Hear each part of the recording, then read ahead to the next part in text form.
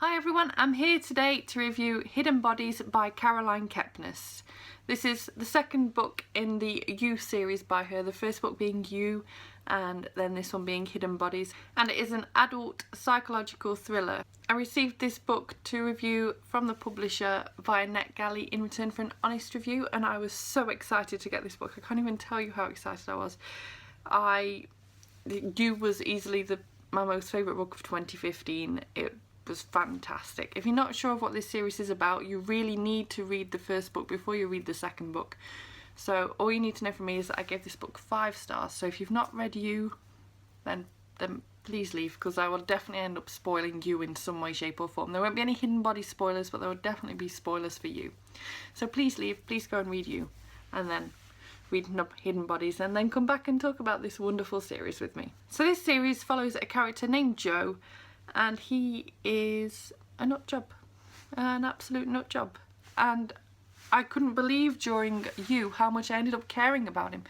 And even when he was killing people and just being an utter nut job and stalking and just generally being Joe, I still really cared about him. I wanted everything to work out for him, and so I was so desperate to pick this second instalment up. I was really excited to discover that this book follows on exactly where You left off. So we continue on with the whole Amy entering the bookshop and how Joe and Amy's relationship develops. And you can tell straight away that this is a very different relationship, and that Joe is capable of other interactions other than being a stalking weirdo.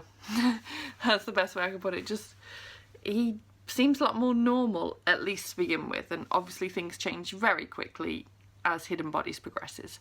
And I think that's the most important thing about this book. Hidden Bodies actually shows you a very different Joe. You learn so many different sides of Joe. He becomes so much more dimensional. He becomes an even more real person than what he already was. You feel like you get to know him even better. You feel like you know him.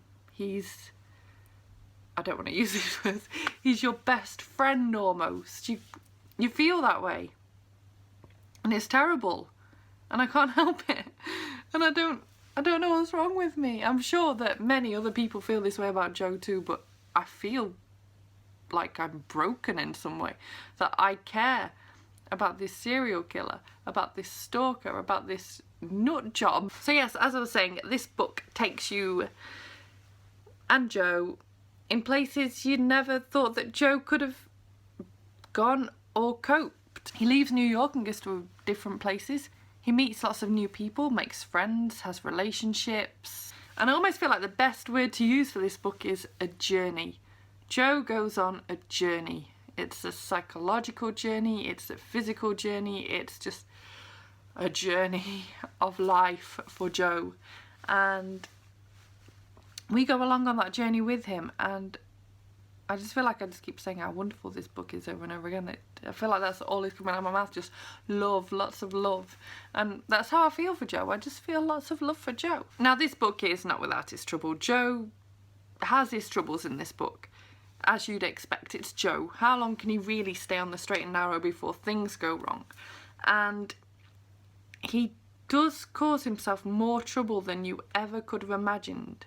He gets himself into a lot of deep trouble in You, but I feel like Hidden Bodies took this to a whole new level. I worried so much, especially the last half of the book. I just spent the entire time stressed out. I was so worried that Joe would get caught killing someone, or some evidence from either the previous book or this book would just come sneaking up and just get him caught. And I was so on edge, and the massive cast of characters that are in this book that help lead to him to both greatness and also terribleness is just insane. You feel like you're on this bridge of rockiness, and you don't know which way you're going to fall at any moment. You might fall off the cliff, you might stay on the bridge, and it's crazy. It's absolutely crazy. And some of these characters really help Joe grow, but then at the same time you can also see why they turn him even more like into a nut job. You think to yourself, why are you acting like this? And I don't know whether it's just Joe's really skewed perspective, or whether actually these people are messing with him quite a bit. Like, for example, there's a character named Love. Now, I love Love. Love. And I think she's a fantastic and really intriguing character. And even now, I'm left a bit like, I don't know what to make of her. I don't know whether I should trust her with Joe. I don't know whether she's going to ruin things for Joe. I don't know whether I can trust her completely. I don't know how anyone can trust her completely when one minute she's like amazing and the next you're like, but is this just Joe's perspective giving us a skewed vision? I don't know. It just becomes increasingly obvious throughout this book that not even everything in the first book is all neat and tidy and cleaned up, and Joe is permanently at risk. And all he does in this second book is get himself more at risk trying to fix things from the first book while also making himself new problems in this second book. And it's all just a great big mess. And I'm absolutely terrified for how things can go from here. I don't understand where Caroline Kepnes can take this now. I'm on edge. That's the best way of putting it. I'm on edge. I don't know how many more books Joe has in him, and that terrifies me because I want to spend the rest of my life with Joe. Marry the psychopath. No, but like, I think there's at least another book in this series, and I'm really excited for where that's going to go, but at the same time I'm terrified that my heart will get broken. Something terrible will happen to Joe. But at the same time, it makes me think of like series like Dexter.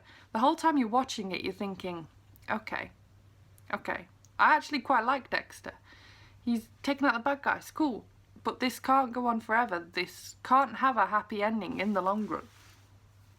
And that's how I feel with Joe. This can't have a happy ending in the long run. It can't.